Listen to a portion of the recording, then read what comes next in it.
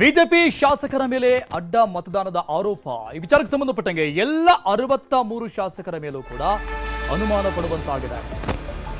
BJP ರಾಜ್ಯಾಧ್ಯಕ್ಷ B Y Vijendra ಈ ಬಗ್ಗೆ ಮಾತಾಡಿದ್ದಾರೆ, ಹೇಳಿಕೆಯನ್ನು ಕೊಟ್ಟಿದ್ದಾರೆ. ಈ ವಾರ ಧರ್ಮಸ್ಥಳದಲ್ಲಿ ಶಾಸಕಾಂಗ ಸಭೆಯನ್ನ ಮಾಡ್ತೀವಿ ಅಂತ ಹೇಳಿದ್ದಾರೆ. ಕಾರಣ ಧರ್ಮಸ್ಥಳದಲ್ಲೇ ದ್ರೋಹಿಗಳು ಯಾರು ಅಂತ ಗೊತ್ತಾಗ್ಲಿ ಅನ್ನೋ ಕಾರಣಕ್ಕಾಗಿ ಧರ್ಮಸ್ಥಳದಲ್ಲಿ ಶಾಸಕಾಂಗ ಸಭೆ ಮಾಡೋಕೆ ರಾಜ್ಯ ಬಿಜೆಪಿ ನಿರ್ಧಾರವನ್ನ ತೆಗೆದುಕೊಂಡಿದೆ. ಸೊ ಹಾಗಾಗಿ ಧರ್ಮಸ್ಥಳದಲ್ಲೇ ಗೊತ್ತಾಗ್ಲಿ ಯಾರು ದ್ರೋಹಿಗಳು, ಹಿತಶತ್ರುಗಳು, ಮೀರ್ ಸಾದಿಕ್ಗಳು ಯಾರು ಅನ್ನೋದು ಗೊತ್ತಾಗ್ಲಿ ಅಂತ ಹೇಳಿಕೆ ಕೊಟ್ಟಿದ್ದಾರೆ. ಪಕ್ಷಕ್ಕೆ ಯಾರು ದ್ರೋಹ ಮಾಡಿದ್ದಾರೆ ಪತ್ತೆಯನ್ನ ಮಾಡ್ತೀವಿ ನಾವು ಅಂತ ಹೇಳಿದ್ದಾರೆ ವಿಜೇಂದ್ರ. ನಿನ್ನೆ ನಿತಿನ್ ನಬೀನ್ ಅವರಿಗೆ ಕರೆ ಮಾಡಿ ಈ ಬಗ್ಗೆ ಮಾಹಿತಿಯನ್ನು ಕೊಟ್ಟಿದ್ದೇನೆ. ನಾನು ಹಾಗೂ ಆರ್ ಅಶೋಕ್ ದೆಹಲಿಗೆ ಹೋಗ್ತಾ ಇದ್ದೀವಿ ಅಂತ ಬಿವೈ ವಿಜೇಂದ್ರ ಬಿಜೆಪಿ ರಾಜ್ಯಾಧ್ಯಕ್ಷ ಹೇಳಿಕೆಯನ್ನು ಕೊಟ್ಟಿದ್ದಾರೆ. ಅಡ್ಡ ಮತದಾನದ ವಿಚಾರಕ್ಕೆ ಸಂಬಂಧಪಟ್ಟಂಗೆ ಮತ್ತೆ ಮಾತಾಡಿರುವಂಥದ್ದು ಬಿವೈವಿ ಈ ಬಗ್ಗೆ ಮಾಹಿತಿಯನ್ನು ಕೊಟ್ಟಿದ್ದಾರೆ. ಈ ಬಾರಿ ನಡೆಯುವಂತಹ ಶಾಸಕಾಂಗ ಪಕ್ಷದ ಸಭೆಯನ್ನ ಧರ್ಮಸ್ಥಳದಲ್ಲಿ ಮಾಡುವುದಕ್ಕೆ ನಿರ್ಧಾರವನ್ನ ತೆಗೆದುಕೊಳ್ಳಲಾಗಿದೆ. ಯಾಕಂದ್ರೆ ಆಗಿರುವಂತಹ ಬೆಳವಣಿಗೆ ಏನಿದೆ ಇದು ರಾಜ್ಯ ಬಿಜೆಪಿ ತಲೆ ತಗ್ಗಿಸುವಂತಹ ಬೆಳವಣಿಗೆ. ಯಾರು ದ್ರೋಹಿಗಳಿದ್ದಾರೆ ಪಕ್ಷದಲ್ಲಿ ಇದ್ದುಕೊಂಡು ಪಕ್ಷಕ್ಕೆ ದ್ರೋಹವನ್ನು ಮಾಡಿದ್ದಾರೆ, ಸೊ ಅವರದ್ದು ಮುಖ ಗೊತ್ತಾಗ್ಲಿ, ಧರ್ಮಸ್ಥಳದಲ್ಲೇ ಅವರು ದ್ರೋಹ ಮಾಡಿರುವಂಥದ್ದು ಬಹಿರಂಗ ಆಗಲಿ ಅನ್ನೋ ಕಾರಣಕ್ಕಾಗಿ ಈಗ ಧರ್ಮಸ್ಥಳದಲ್ಲಿ ಶಾಸಕಾಂಗ ಸಭೆಯನ್ನ ಮಾಡೋಕೆ ನಿರ್ಧಾರವನ್ನ ರಾಜ್ಯ ಬಿಜೆಪಿ ತೆಗೆದುಕೊಂಡಿದೆ. ಇದರ ಮಧ್ಯದಲ್ಲಿ ಈಗಾಗಲೇ ಇಬ್ಬರಿಗೆ ಬುಲಾವ್ ಬಂದಿದೆ ಕೇಂದ್ರದಿಂದ. ಸೊ ಹಾಗಾಗಿ ಹೋದ ನಂತರದಲ್ಲಿ ಮಾಹಿತಿಯನ್ನು ಕೊಡ್ತೀವಿ ಅಂತ ಹೇಳಿದ್ದಾರೆ ಬಿವೈ ವಿಜೇಂದ್ರ. ಮೊನ್ನೆ ನಡೆದಂಥ ವಿಧಾನ ಪರಿಷತ್ ಚುನಾವಣೆಯಲ್ಲಿ ಭಾಜಪದಿಂದನೂ ಕೂಡ 4 ಅಡ್ಡ ಮತದಾನಗಳು ಆಗಿದ್ದಾವೆ. ಸಾಮಾಜಿಕ ಜಾಲತಾಣದಲ್ಲೂ ಕೂಡ ಅತಿ ಹೆಚ್ಚು ಚರ್ಚೆ ಆಗ್ತಾ ಇದೆ. ರಾಜ್ಯದಲ್ಲಿ ಇವತ್ತು ನಮ್ಮ ಕಾರ್ಯಕರ್ತರು ನಮ್ಮ ಶಾಸಕರ ನಡವಳಿಕೆ ಬಗ್ಗೆ ಭಾಳ ಬೇಸರವನ್ನು ವ್ಯಕ್ತಪಡಿಸ್ತಾ ಇದ್ದಾರೆ. ನಮ್ಮ ಭಾಜಪದ 63 ಶಾಸಕರ ಮೇಲೂ ಕೂಡ ಒಂದು ರೀತಿಯ ಅನುಮಾನ ಹುಟ್ಟಾಕುವಂಥ ಕೆಲಸ ಇದರಿಂದ ಆಗಿದೆ. ರಾಜ್ಯದ ಅಧ್ಯಕ್ಷನಾಗಿ ನನಗೂ ಕೂಡ ಈ ಬೆಳವಣಿಗೆ ಸಾಕಷ್ಟು ಬೇಸರವನ್ನು ತಂದಿದೆ. ನೀವು ನಂಬೋದಲ್ಲ, ನಾನು ಇವತ್ತು ಬೆಳಗ್ಗೆ 3 ಗಂಟೆಗೆ ಎದ್ದು ಕೂತಿದ್ದೆ. ಯಾಕೆಂದರೆ ಇದನ್ನು ಒಂದು ತಾರ್ಕಿಕ ಹಂತಕ್ಕೆ ತೆಗೆದುಕೊಂಡು ಹೋಗಬೇಕು ಅನ್ನುವ ವಿಚಾರವನ್ನು ಮುಂದೆ ಇಟ್ಕೊಂಡು ಸಾಧ್ಯ ಆದರೆ ಈ ಮುಂದಿನ ವಾರದಲ್ಲೇ ಧರ್ಮಸ್ಥಳದಲ್ಲೇ ನಮ್ಮ ಶಾಸಕ ಪಕ್ಷ ಸಭೆಯನ್ನು ಕರಿಬೇಕು. ಅಲ್ಲಿ ಕರೆದು ಯಾರಿವತ್ತು ಶಾಸಕರು ತಾಯಿಗೆ ದ್ರೋಹ ಬಗೆಯುವಂಥ ಕೆಲಸವನ್ನು ಮಾಡಿದ್ದಾರೆ, ಅದು ಯಾರೇ ಆಗಿರಲಿ, ನಾವು ಎಷ್ಟೇ ದೊಡ್ಡವರಾದರೂ ಕೂಡ ನಾವೆಲ್ಲರೂ ಕೂಡ ದೇವರನ್ನು ನಂಬತಕ್ಕಂಥವ್ರು. ಇವತ್ತು ಧರ್ಮಸ್ಥಳ ಶ್ರೀ ಕ್ಷೇತ್ರಕ್ಕೆ ಬರಬೇಕು, ನಾವು ಶಾಸಕ ಪಕ್ಷ ಸಭೆ ಆಗಬೇಕು, ಅಲ್ಲಿ ಸತ್ಯದ ಬಗ್ಗೆ ಗೊತ್ತಾಗಬೇಕು, ಆ ಶ್ರೀ ಕ್ಷೇತ್ರದಲ್ಲಿ ತೀರ್ಮಾನ ಆಗಬೇಕು. ಇದು ನಾನಂತೂ ನಿರ್ಧಾರ ಮಾಡಿದ್ದೇನೆ. ನಾನು ಈ ಪಕ್ಷ ಇನ್ನು ಅಡ್ಡ ಮತದಾನ ಮಾಡಿದಂತಹ ಬಿಜೆಪಿ ನಾಯಕರಿಗೆ ಚಾಟಿ ಬೀಸಲಾಗಿದೆ. ತಮ್ಮ ಶಾಸಕರ ಬಗ್ಗೆ ಕೇಂದ್ರ ಸಚಿವ ವಿ ಸೋಮಣ್ಣ ಆಕ್ರೋಶವನ್ನ ವ್ಯಕ್ತಪಡಿಸಿದ್ದಾರೆ.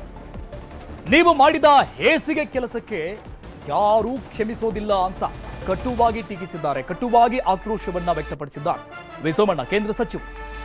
ನೀವು ಮಾಡಿದ ಪಾಪಕ್ಕೆ ಮನೆಯಲ್ಲೂ ನೆಮ್ಮದಿ ಇರಲ್ಲ, ರಾಜೀನಾಮೆ ಕೊಟ್ಟು ಮನೆಯಲ್ಲಿರೋದೇ ಒಳ್ಳೆಯದು ಅಂತ ತುಮಕೂರಲ್ಲಿ ಮಾತಾಡಿದ್ದಾರೆ ಕೇಂದ್ರ ಸಚಿವ ವಿ ಸೋಮಣ್ಣ.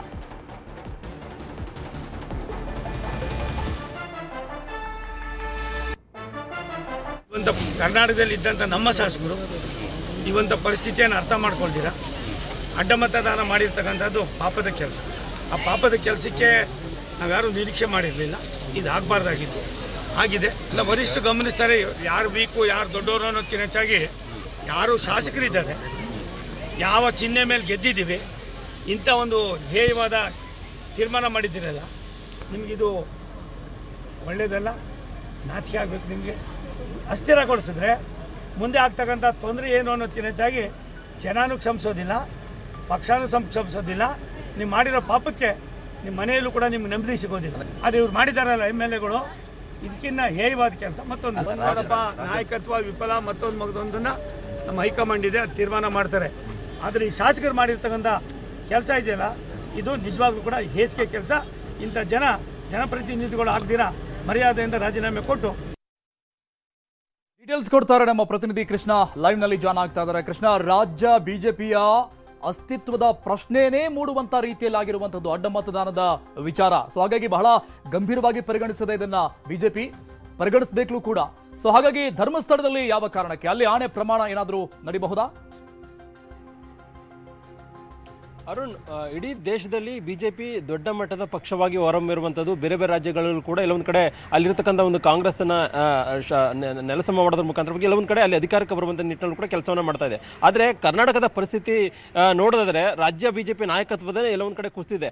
ಆ ಕಾರಣಕ್ಕೋಸ್ಕರವಾಗಿಯೇ ಈಗ ಶಾಸಕರು ಅಡ್ಡ ಮತದಾನವನ್ನು ಮಾಡಿದೆ ಅನ್ನುವಂಥದ್ದು. ಹಾಗಾಗಿನೇ ಈಗ ರಾಜ್ಯ ನಾಯಕತ್ವದ ಪ್ರಶ್ನೆ ಬಂದಂಥ ಸಂದರ್ಭದಲ್ಲಿ ಅನಿವಾರ್ಯವಾಗಿ ಈಗ ರಾಜ್ಯ ನಾಯಕರು ಕೂಡ ಈಗ ಎಲ್ಲೊಂದು ಕಡೆ ತಮ್ಮ ಅಸ್ತಿತ್ವವನ್ನು ಪ್ರೂವ್ ಮಾಡ್ಕೊಳ್ಬೇಕಾದಂಥ ಒಂದು ಅಂದ್ರೆ ನಾಯಕತ್ವವನ್ನು ಪ್ರೂವ್ ಮಾಡ್ಕೊಳ್ಬೇಕಾದಂಥ ಒಂದು ಪರಿಸ್ಥಿತಿ ನಿರ್ಮಾಣ ಆಗಿದೆ. ಯಾಕಂದ್ರೆ ರಾಜ್ಯ ನಾಯಕತ್ವದ ಬಗ್ಗೆನೇ ಈಗ ಸಾಕಷ್ಟು ಪ್ರಶ್ನೆ ಆಗ್ತಿರುವಂಥದ್ದು. ಅಂದ್ರೆ ತಮ್ಮದೇ ಪಕ್ಷದ ಶಾಸಕರನ್ನ ರಕ್ಷಣೆ ಮಾಡ್ಕೊಳ್ಳದೇ ಇರತಕ್ಕಂಥ ಒಂದು ಪರಿಸ್ಥಿತಿಯಲ್ಲಿ ರಾಜ್ಯ ನಾಯಕರು ಇದ್ದಾರಾ, ಆಗಿದ್ರೆ ಅವರು ರಾಜೀನಾಮೆ ಕೊಟ್ಟು ಹೋಗ್ಲಿ ಅನ್ನೋ ಮಾತುಗಳು ರಾಜ್ಯ ಬಿಜೆಪಿಯಲ್ಲಿ ಕೇಳಿ ಬರ್ತಾ ಇದ್ದಾವೆ. ಹಾಗಾಗಿ ಈಗ ಎಲ್ಲೊಂದು ಕಡೆ ಬಿಜೆಪಿ ರಾಜ್ಯಾಧ್ಯಕ್ಷರಾಗಿರ್ತಕ್ಕಂಥ BY ವಿಜೇಂದ್ರ ಅವರು ತಮ್ಮ ಪಕ್ಷದ ಶಾಸಕರನ್ನ ಇದೀಗ ಆಣೆ ಪ್ರಮಾಣ ಮಾಡಿಸುವಂತ ನಿಟ್ಟಿನಲ್ಲಿ ಈಗಾಗಲೇ ಸಜ್ಜಾಗಿರ್ತಕ್ಕಂಥದ್ದು.